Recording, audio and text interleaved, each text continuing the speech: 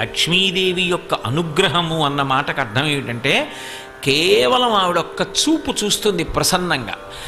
ఆవిడ చూపు ఎక్కడ పడుతుందో అక్కడ పడిన ఉత్తర క్షణంలో ఇక అలా ఇలా ఉండదు, ఇక ఐశ్వర్యం. అది ఉత్సాహం కానివ్వండి, సంతోషం కానివ్వండి, పూనిక కానివ్వండి, అక్కడ ఉండేటటువంటి సంపద కానివ్వండి, అవన్నీ కూడా అంత పుష్కళత్వాన్ని పొందుతాయి, అంత సంతోషంగా ఉంటుంది. అందుకే ఆవిడ చూపులలోంచే అంతటి అనుగ్రహ ప్రసరణం చేసింది. అందుకే ఐశ్వర్యం ఎక్కడి నుంచి ఇస్తుంది అంటే ఆమె యొక్క చేతిలోంచి ఇస్తుంది అని చెప్పడం సాధ్యం కాదు. అందుకే లక్ష్మీ కటాక్షము అంటూ ఉంటారు. ఆవిడ చూపు పడితే చాలు, ఒక్కసారి అలా ప్రసన్నంగా చూసిందా ఇక అక్కడ ఎంత ఐశ్వర్యం ఏర్పడుతుంది అనేటటువంటి దాని గురించి చెప్పడం ఎవరికీ సాధ్యం కాదు. అయితే మీరు ఒక్క విషయం జ్ఞాపకం పెట్టుకోవాలి.